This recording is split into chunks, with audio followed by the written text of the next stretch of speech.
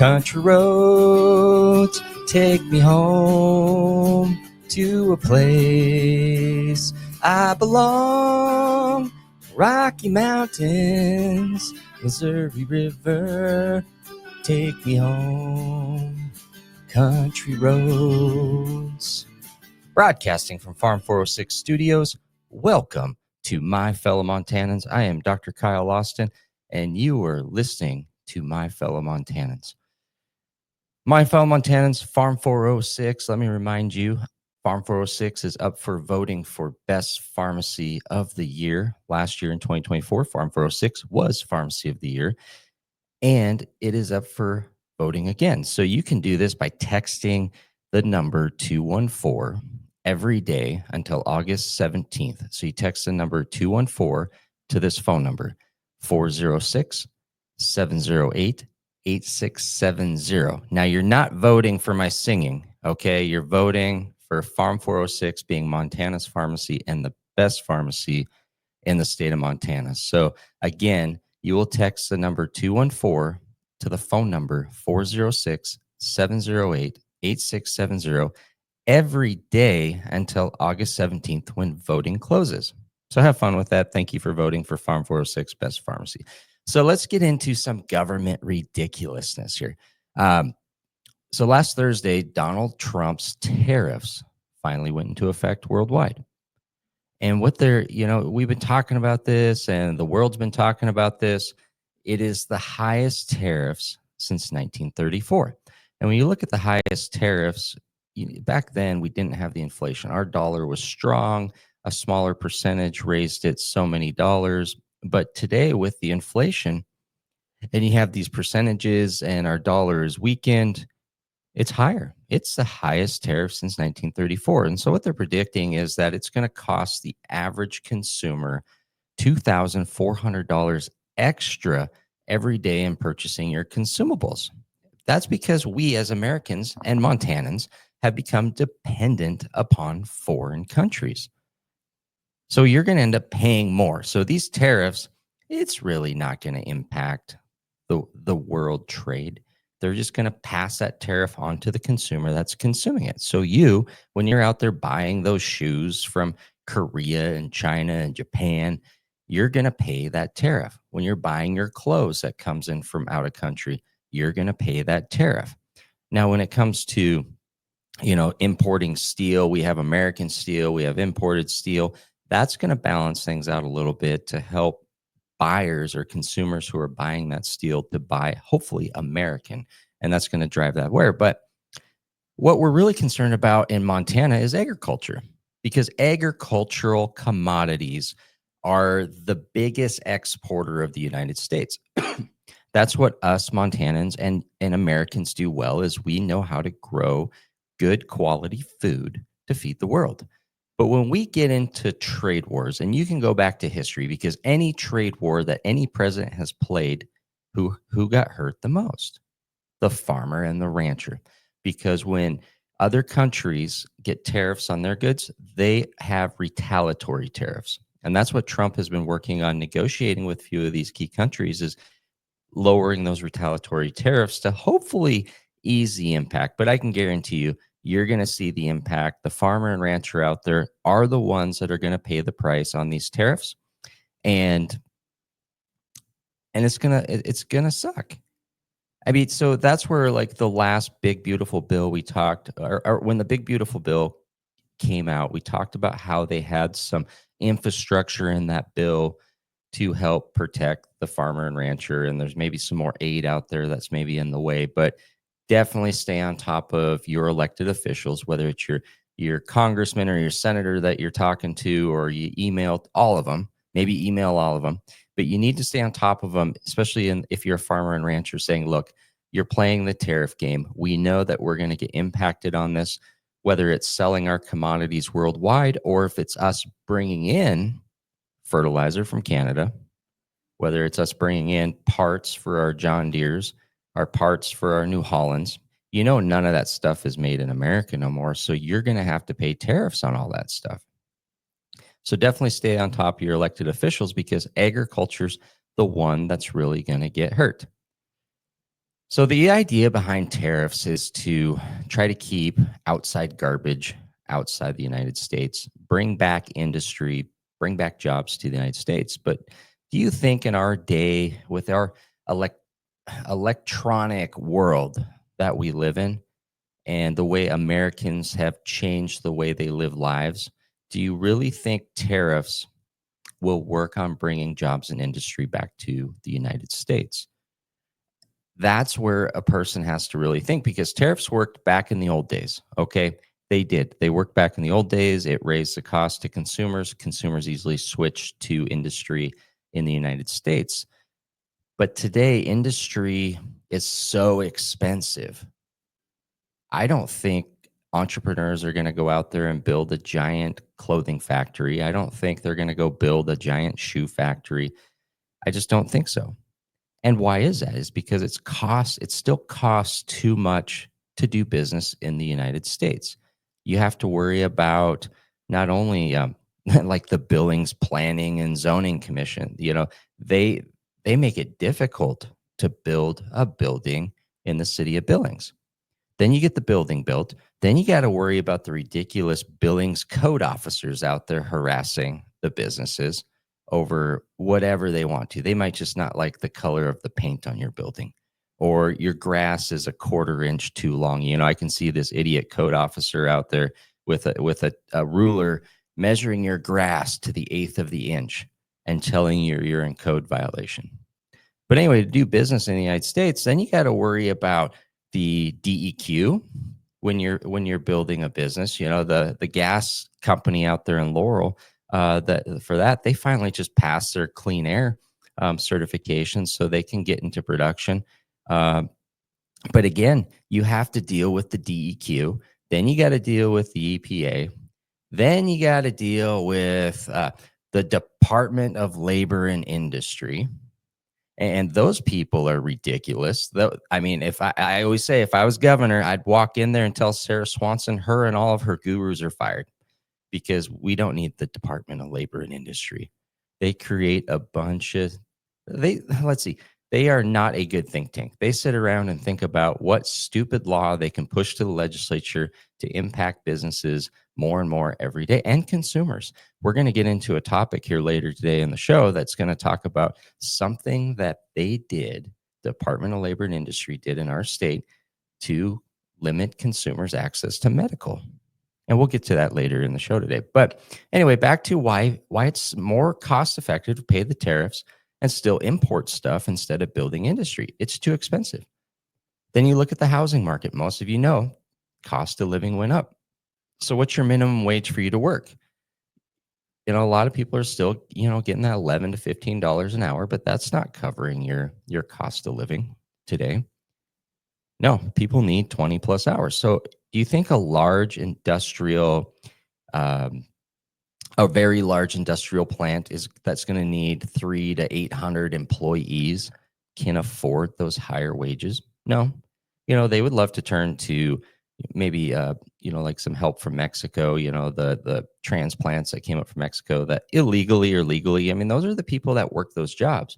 And now that Trump has pushed those out, Americans aren't going to work them, and corporations aren't going to pay those high wages. And so it's better to leave this industry where people can work less and it's more cost affordable, so you can buy affordable clothes and affordable shoes. So that's where I don't think these tariffs are going to work, folks. What the tariffs are really going to do is they're going to tax us Americans. They're going to put that money in the pocket of the federal government, and the federal government's going to buy Christmas presents. I mean, they're going to go on a spending spree at your expense. It's just an extra way for our government to tax the American people. So I don't agree with the tariffs. You might agree with it. I don't agree with it. I think it's going to have some good, but at the end of the day, I don't think it's going to do us. I think it's going to do us more damage than it is good. So let's watch this over the next probably year. We're going to see some big changes over a year when these tariffs, since they just went into effect last Thursday. So big news in the state of Montana, and kind of national, the shooting in Anaconda, Montana. And everyone's been reading about it. The news has some clips on it, but really, let's get down to the the bread and butter, the meat and bones of this actual shooting. So this shooting was caused by a guy by the name of Michael Brown. Uh, he shot 4 people in the Owl Bar a couple weeks ago at 10:30 in the morning. All right, so let's talk about this. Okay, so we got an Owl Bar, small town Montana, at 10:30 in the morning. Before we get into the shooting, what is the bar doing open at 10:30 in the morning? I don't think this bar serves breakfast. I don't think this bar has food. Why are people sitting in a bar at 10:30 in the morning? I think this is a problem in the state of Montana. When we start talking about uh, DUIs and people having drug addiction and alcohol addiction, why are they at a bar at 10:30 in the morning? So here's some government ridiculousness because the government, our state of the Montana government, is controlled. They were controlled by the bootlegging industry. They were controlled by today the Montana Tavern Association. There is a lot of money and influence out there to sell alcohol. And there's a lot of states out there that have a lot higher restrictions on alcohol. You go to North Dakota, you can't go anywhere and buy alcohol. You have to go to a particular alcohol sales place that is licensed. And I mean, you can go to a bar and you can get a drink, but why is a bar open at 10:30 in the morning? And why are people in there drinking that early? I think that is a huge thing that people should hone in on here because I don't think bars should be open at 10:30 in the morning serving alcohol. And so should we look at time restraints on when bars should be open? I thought we had some. All right, I think you couldn't sell alcohol from 2 a.m. to 6 a.m. or 8 a.m. in the morning. But should we change that to where you cannot sell alcohol from maybe 10 p.m. at night until noon the next day? And we shorten that window to when people can be sitting at a bar drinking. That is my concern, and that's my thought. Because if we can limit when bars are open, I don't think bars should be open past 10 p.m. I think anything after 10 p.m. just leads to more problems. We got alcoholics out there, we got drunks, we got DUIs, we got wrecks, we got murders, we got knives. I think a 10 p.m. shut down bar lets people sober up, clean up, and get better. And then come next day at the noon, if they need to, they can start all over again. But better yet, buy your booze and drink at home. But anyway, people should be asking the question, why was that bar open at 10:30 in the morning? I think it's a little early for people to be drinking, but is that kind of the cause? Because we're going to talk about this story a little bit in detail on why the guy possibly did the shooting. So at 10:30 in the morning, this Michael Brown goes into this bar, and the picture we see is the guy's in his underwear. All right, so that tells me 2 things. Well, one thing mostly is that the guy was probably sleeping. And is his living quarters close by there? Is he renting a room? Uh, did these people wake him up? That's the question I have because if he's in his underwear, he didn't look like he was freshly showered. It looks like he just crawled out of bed. And people don't just do these random shootings for no reason because we have Attorney General Austin Knudsen. And a lot of people like Austin Knudsen. He's an attorney from Culbertson, Montana. He's been our attorney general. I kind of feel the guy's a little stuck up. Okay. And I do feel he kind of goes down the road a little bit too much. But at the end of the day, I think he's a good attorney general. But he was on the news saying that these people were shot for no reason. And I'm going to disagree with that because I don't care who you are, you don't just go out and shoot random people. There is always a motive and there is a reason. And so with this bar being open at 10:30, was that the motive and the trigger that triggered this mental case Michael Brown to do the shooting? Think about that. Because people just don't go shooting for a reason. People don't get stabbed for a reason. So anytime you hear of a shooting or a stabbing, you always ask yourself, I always ask, what did that person do to deserve it? Now, a lot of people out there, well, nobody deserves to be shot and nobody deserves to be stabbed. But those people that are shot and stabbed have done something to provoke the mentally ill. So you have to always think about that. What did that person do to deserve to get shot or stabbed? So anyway, the niece of this Michael Brown went to the news. Okay, And she said her uncle has had a very big history of mental illness. He was a veteran who developed schizophrenia back in, he served in the Iraqi war for 4 years. He developed schizophrenia. He came back, and actually they went to the VA, and the VA turned him away and denied him help. And that's probably because the VA doesn't have a good support system. They do stuff like this where they deny you. So anyway, according to this niece, Claire Boyle, they went to the state hospital even, and the state hospital turned him away because they can only accept people if it's a court order. So the state hospital will only take people who have been arrested, have been in jail or prison, and then they get diagnosed with a mental illness, and then they put them into the state hospital. So this leads into more issues that we have here because the VA failed him. Our state hospital failed him. What they should have done if they couldn't take care of somebody is they should have referred him or got him the help. If they actually said, it's the basic questions. If someone came in and said, hey, I need some help, you ask them, it's like, well, what kind of help do you need? Are you a threat to yourself or a threat to others? And if you ask that simple question, he's like, yes, I am a threat to myself, or I have these thoughts of threats to others. You sit them down, you call the authorities, and you start them in that process. Because if the VA would have asked those questions, or the state hospital would ask those questions, they could have called the authorities. Yes, he would have been arrested, but then he would have worked through the system of getting the help. Now, the question I have is why didn't he just go see a private therapist or go to a doctor outside the VA? Because I always say, if I was a veteran, I would not use the VA system. I think it's a horrible system. I think it needs to have an overhaul. I don't think they're worth the money that the taxpayers spend, but there's a lot of VA people out there that think their VA healthcare is the best. And I'm like, hey, go for it, because it's just like the healthcare on the reservation. It's poor. It is very poor. And then when it gets to something complicated, all they do is refer you out anyway to the private and end up paying 3 times the amount it would if you just would have went to the private industry anyway. But anyway, this Michael Brown, he served in the Army for 4 years in Iraq, and then he served in the Montana National Guard. So, I mean, he was a service person. So he served Montanans, he served the United States. And at the end of the day, not only just because he killed people, yes, that's wrong, but the American healthcare system failed him. He failed him. And this is where we have to hone in here, because now he's a criminal and now there's a manhunt. Okay. So the Michael Brown, he stole a truck. He escaped into the woods. So being a military person, being schizophrenic, this guy is probably miles away. I mean, you're over there in Butte, Montana, not far from the Rocky Mountains. You get into those hills, you can go to Canada, you can go to Mexico, you can exit and enter those woods at any time. And the odds of getting caught are pretty slim. So, I mean, he's not around Anaconda. They still have Anaconda in lockdown. Anaconda canceled their fair that they have. And I think that's wrong. I mean, but the guy could be hiding in some basement. He could be hiding in a woodshed.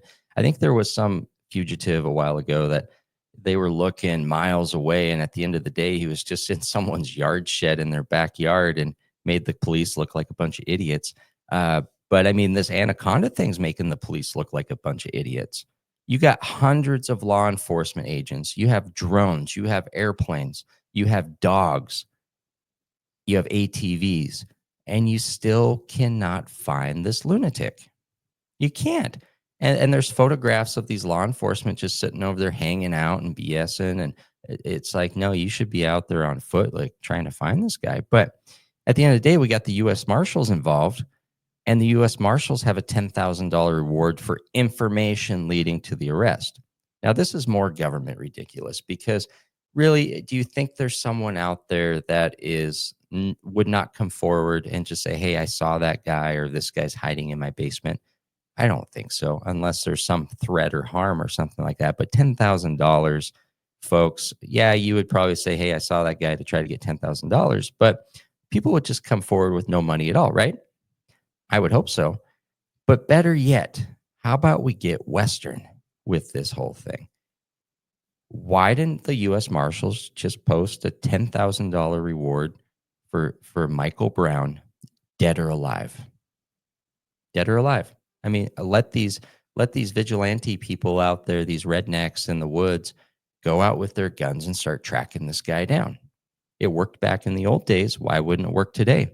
In fact, did you know if someone broke out of our state prison in Deer Lodge, it is actually on the books and it is legal for you to shoot that inmate that escaped?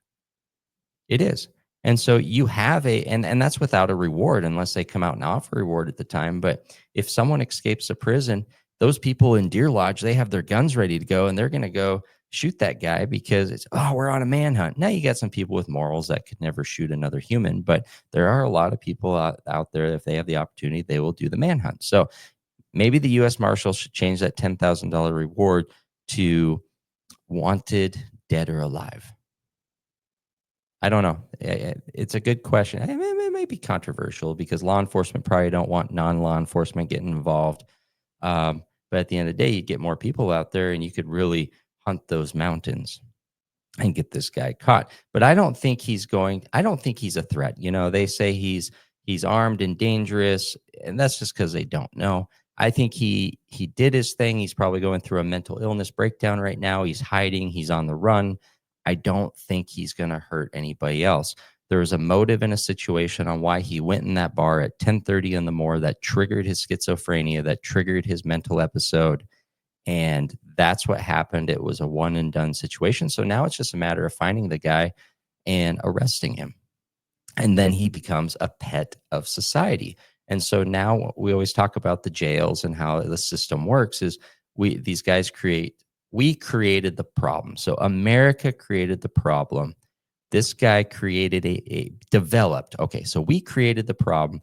Michael Brown developed a mental illness from the problem that we Americans have created. And then we Americans have now made him a criminal. And now we Americans have made him a pet of society for the rest of his life, unless he kills himself or he gets shot in the process. And so it goes back to mental health access in the state of Montana, because we have people like President Donald Trump, who has cut Medicaid spending and funding. Okay, so President Donald Trump cut Medicaid funding. Then you have our Governor Gianforte, who has also cut healthcare access. And this is what we have been trying to build in America is mental health access. It's not just access to healthcare, folks. It is mental health access. And how we, the American people have failed. The VA failed when that guy came in and asked for help. Okay. Our medical system fails when people come in and ask for help, because when people need help like that, they need it right now. They don't need to make an appointment 6 months out. So if we have access, affordable access to healthcare, especially mental health, can we prevent a lot of these crimes? Could we have prevented this crime in Anaconda if the VA would have done their job? Or even if there was just a private clinic that this guy could have went into. Now, why did this guy not go to a private clinic? Or maybe he did and it was booked, or they don't have the resources. They don't have the actual person that can treat the guy in Anaconda. Because when we talk about healthcare, a lot of it is expense. If you get into the mental health world and you're a low income person, you're talking $100, $150 every time you go see that therapist. And you're probably going to need to see that therapist weekly. And then you got to go in and you got to see a psychologist. And then you got to turn around and go to the pharmacy and get a lot of psych drugs. That adds up and these people can't afford it. That is why we have Medicaid. That is why we have the VA. But that's why we have to improve our access. These people that develop these conditions, and yeah, a lot of them are military people because they see and do a lot of things that they don't know how to cope with, and they need coping skills. But we need access to healthcare, including suicide. So this guy could have been suicidal, and there's a lot of those people out there. They're suicidal, they ask for help, and they get turned away and they just realize our system is broken. There's no help for them. And they just go commit suicide. So I want us to look at, don't look at the situation Anaconda with Michael Brown as a situation of, oh, it's just a crazy guy that went and shot four people. Us Montanans need to look at it as, why was that bar open at 10:30 in the morning? And should it have been open at 10:30 in the morning?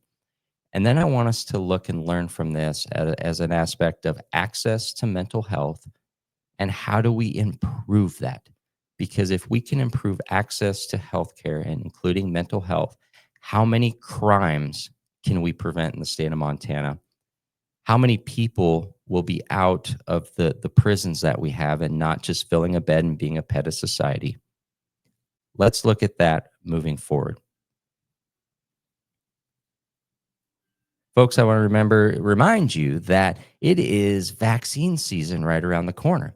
And Farm 406 is Montana's vaccinations destination.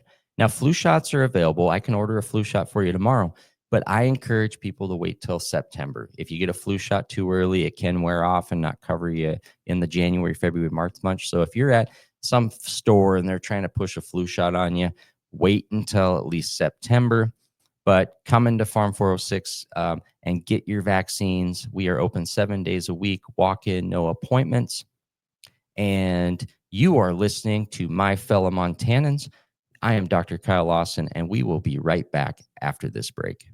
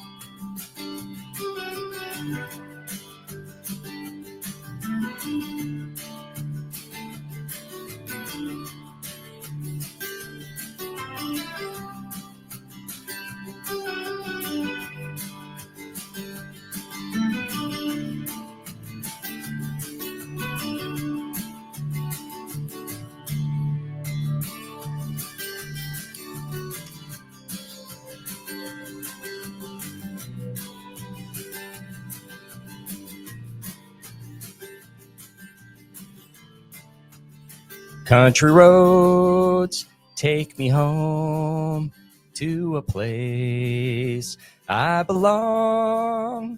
Rocky Mountains, Missouri River, take me home. Country roads. You are listening to My Fellow Montanans, and we are broadcasting from Farm 406 Studios. So most of you people out there that are driving around today, I hope you enjoy my singing and I hope you enjoy my show. It's great to be in Montana. And while you're out there enjoying Montana, I want to remind you of motorcycle safety. All right. I ride a motorcycle. I grew up on a dirt bike. I ride a fat hog, but there are a lot of people enjoying our highways on a motorcycle. So please share the highway, be respectful of the motorcycles. All right, so let's talk about some more government ridiculousness here because this is kind of funny. I mean, it's been going on for years. I remember when I was a kid, my uncle from California was doing this stuff, but it's kind of coming to light more and more because more and more people from out of state are licensing their vehicles in the state of Montana. And they're doing their expensive, sports cars because those sports cars in other states have a very high sales tax and they also have very high registration fees. Now you're like, well, you can't register your vehicle in the state of Montana unless you have a piece of property or a residence. And that's kind of true. I mean, but there is a loophole. So what these rich out of staters are doing is they're forming an LLC in the state of Montana. And these LLCs, they don't serve a purpose. They're just on paper. They don't have an actual building. They just have to get a PO box or a mailing address in the state of Montana. But then the mail's forward, whatever, they pay their LLC fees to the Secretary of State. But other states are getting kind of, they're catching on to this. And they're like, hey, you know, That's tax evasion, which it is. It is. But what these people need to do is they need to just get a condo or an apartment if they're going to do that. Um, but the question is should an LLC be able to own a vehicle? I don't, a lot of people have LLCs. They're a BS company. They're not a very big company. They do it just to kind of lightly separate things from being an individual company, but they're not really much different than a sole proprietorship. So, should our state allow LLCs to own vehicles? I don't think so. I think vehicles should be owned, when you actually get up to the higher levels, like to a corporation, an S corporation or a C corporation, because in the eyes of the law, those corporations actually act independently and they have boards. So, that is something our legislature should look at, is maybe to limit this, that LLCs should um, not be allowed to own a vehicle. But at the end of the day, now Montana's making money off these people with their license plates. So we're making money off of it, but the other states are getting hosed. The other states are upset, but Montana's, I don't think we care. I think we're just taking their money and running. But should we prevent that from happening just as good stewardship? Should we say, yes, what you're doing is you're hurting your home state. You don't live here. You shouldn't be able to register your vehicle here unless you're actually a Montana resident. So kind of think about that. If you're a legislator out there looking for a bill idea, maybe we should change that around a little bit to where you actually have to have a Montana residency and you actually have to have a driver's license here. You have, I think, yeah, honestly, there you go. To register a vehicle in the state of Montana, you have to have a Montana driver's license. Now, if an out-of-stater really wants to avoid sales tax and registration fees on their vehicle, why don't they just not register it? Run it around without license plates. Because I'll be honest with you, folks, in the state of Montana, if you get caught without if your vehicle is expired, okay, your plates are expired, you just drive it around, it's a $130 ticket. It's a non-motion violation. All you got to do is pay the $130 ticket and zoom off again. Okay. Yeah, you might have to spend a half a day and go up to the justice of the peace and pay the $130, but you don't have to hire a lawyer. You don't get dinged on your license because it's a non-moving violation. It's just $130. So if you're driving this nice sports car out there, how many times are you actually going to get caught in a year? And how many $130 tickets are you going to have to pay to actually meet what you're paying in taxes and registration? So just drive your vehicle and take the risk. That might be a better alternative than taking the risk of um, getting charged with tax evasion. Just kind of think about that, folks.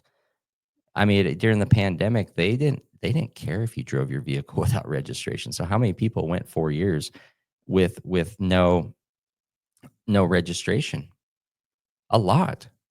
And nowadays, how often can you drive? I bet you could drive an entire year in the state of Montana and get caught once, and you pay $130. But a lot of those new vehicles out there, you're paying $800 a year for your license plate. Then you have to turn around and, well, yeah, and then you got the tax on top of it. That's it. That's in there too. But that's kind of government ridiculousness also, because we talked about this before, where I feel, because we are tax exempt in the state of Montana for sales tax, we should have a permanent plate on every vehicle.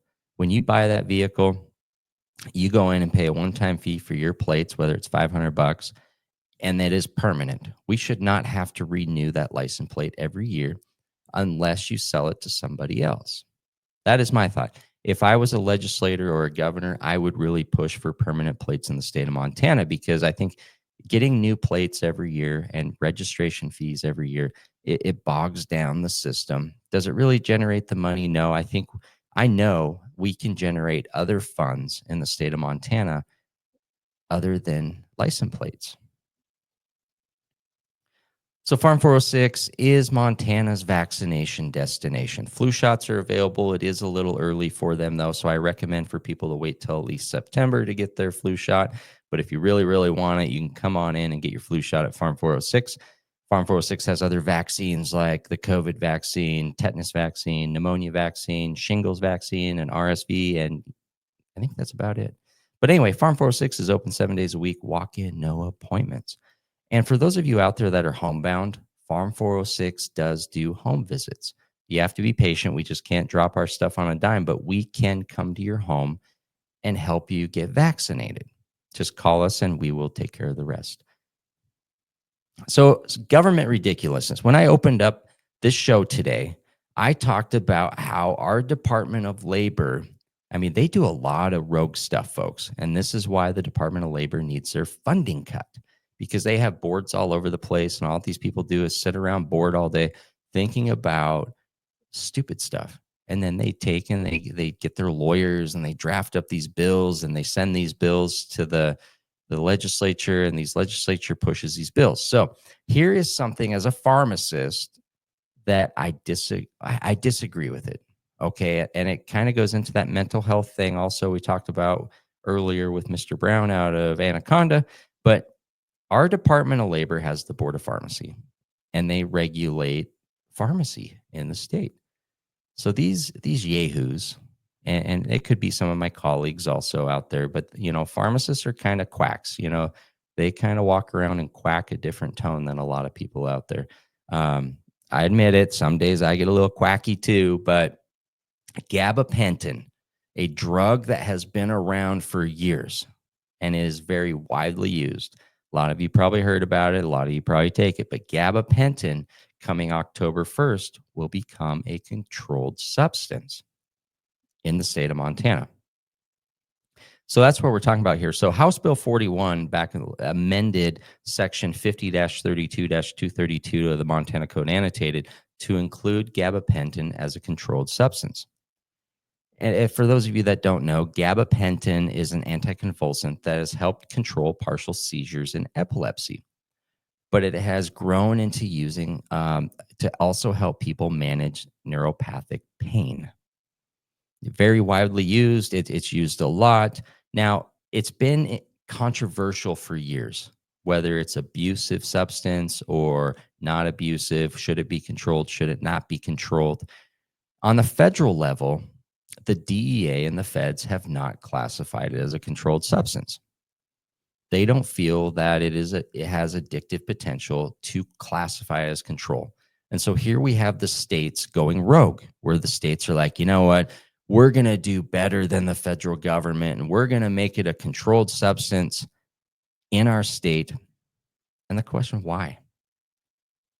Why are these yahoos wanting to do that? And it's personal.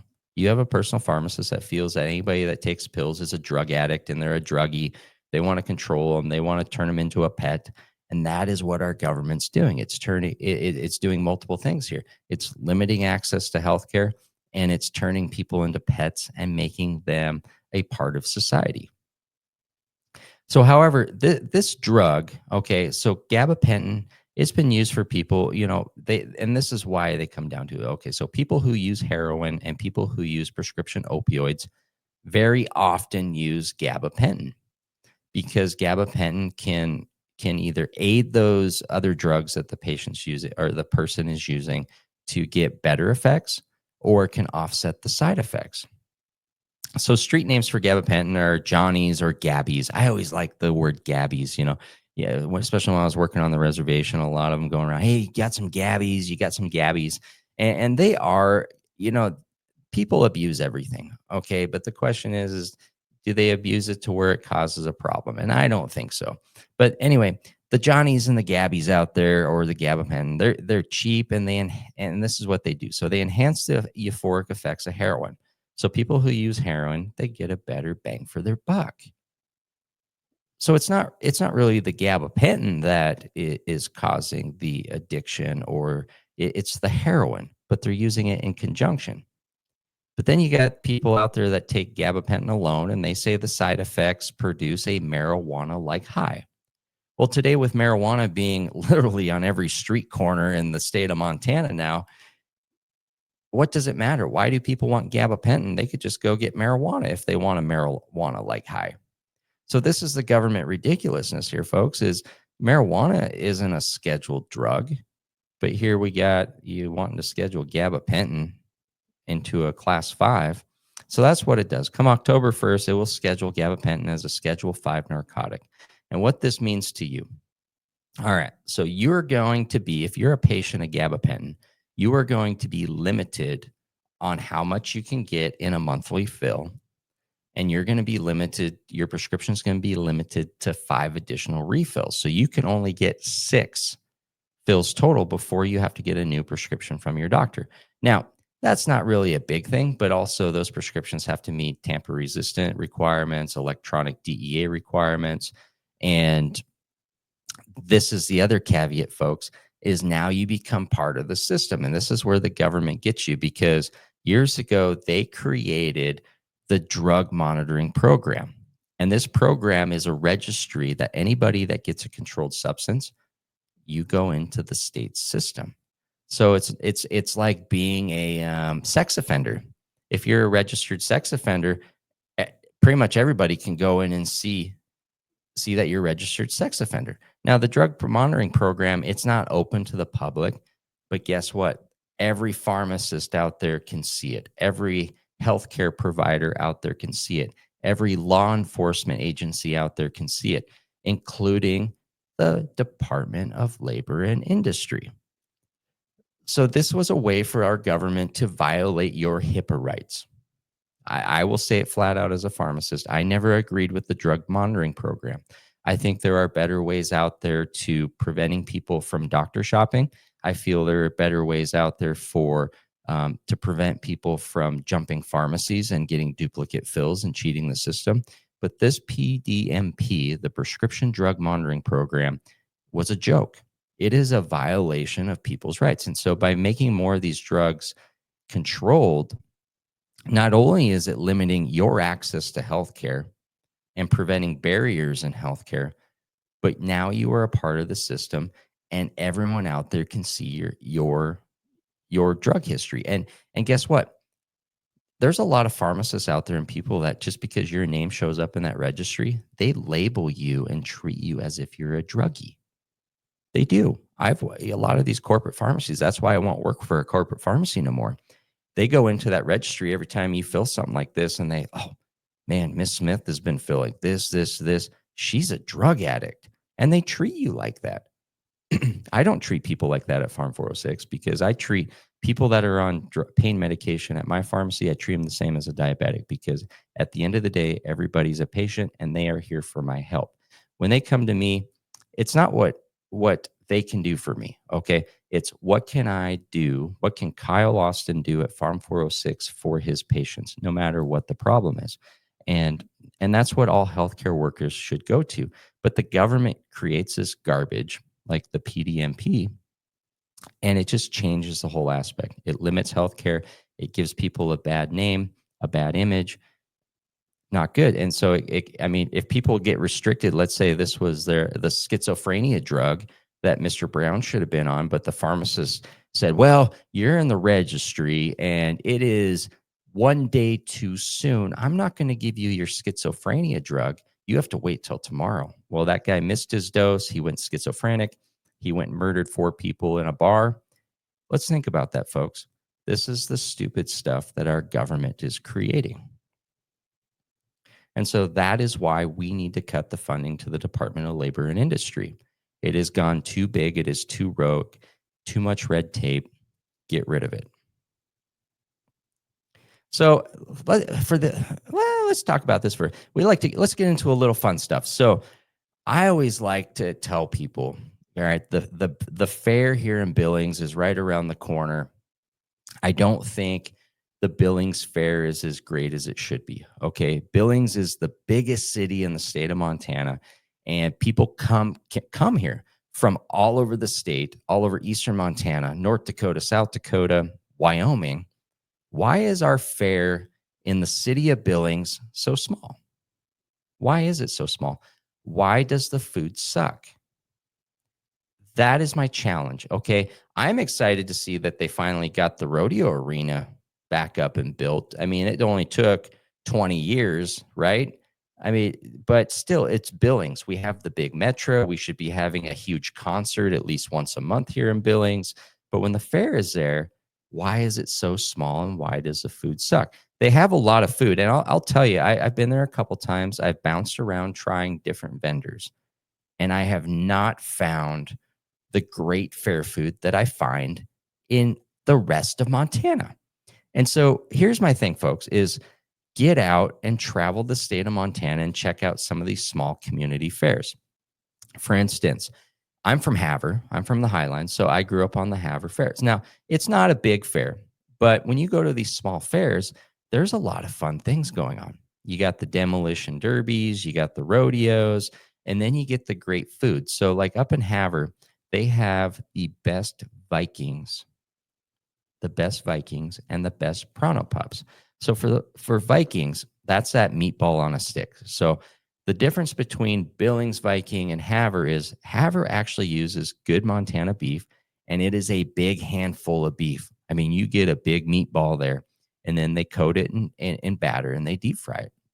I got a Viking down here in Billings, and that thing, I don't know what you want to call that thing. It was like a turd on a stick. I mean, it didn't have the right texture. It didn't taste great. It was small. I was like, no, this is not the Viking that is like the good old ones on the Highline.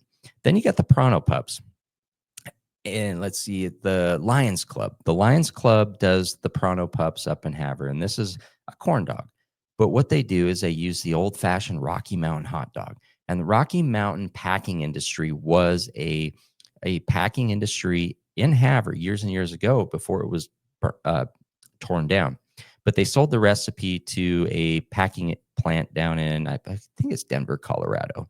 So you can still get them today. It doesn't taste the same because they changed the formula a little bit in it. But you can still get some Rocky Mountain hot dogs floating around. But they still use Rocky Mountain hot dogs. They're a smoked hot dog, red skin on it. But the batter they use also, they use a corn batter and they cook them extra long. So you get a little crisp to it and a crunch. Tell you what, best corn dogs in the state of Montana right there at the Lions Club. But you're going to have to wait till next year because the Havre Fair already happened. But there are a lot of small communities out there that have great fairs.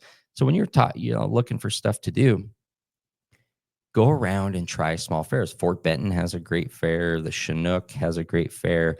Uh, I wouldn't do Harlem. That's probably a little too small for people, but check out the small fairs around the state of Montana because they are happening now. A lot of them happen. Now, the timing of the fairs is interesting. You always wonder, why do they have a fair in the heat of July and the heat of August instead of waiting till September when it cools off a little bit? People can go out and enjoy themselves a little bit more.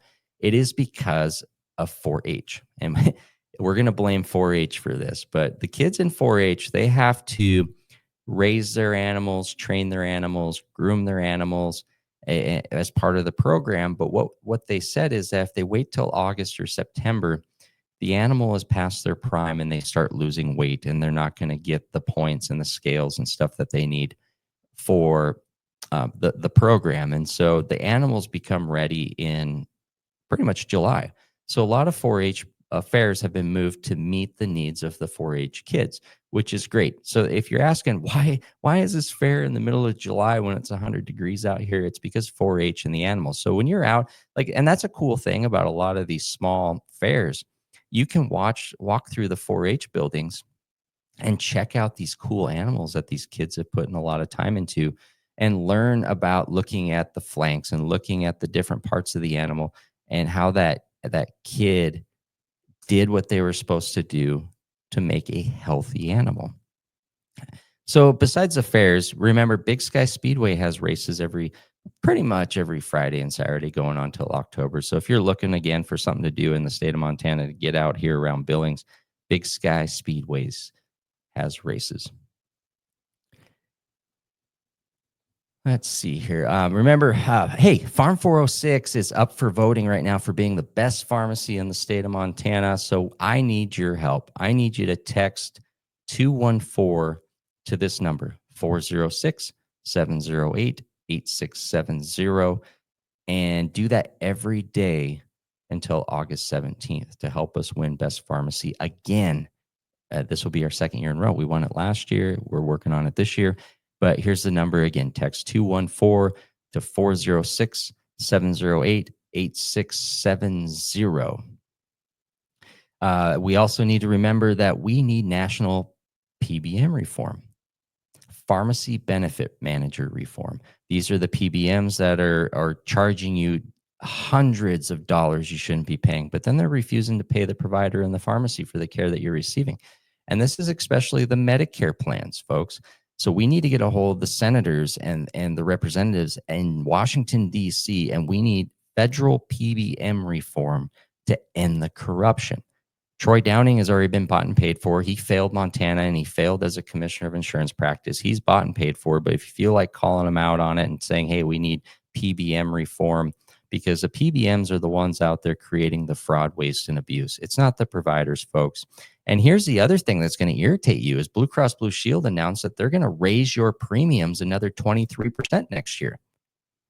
They are profiteering off you like crazy, and they are paying zero out of the pocket at the care you receive. When you walk into a pharmacy or a doctor's office, you think they're paying for your expenses. They're not. They're acting as a discount program and just discounting those services and cutting the healthcare in Montana. When they cut the healthcare in Montana, that cuts your service and your access to healthcare. That concludes today's show. You can follow My Fellow Montanans at youtube.com at My Fellow Montanans, or you can listen at 94.7 FM or the Mighty 790 AM, or listen live anywhere in the world at mighty790.com. If you'd like to be a guest, sponsor, or advertise on my show, email me, Kyle at farm406.com.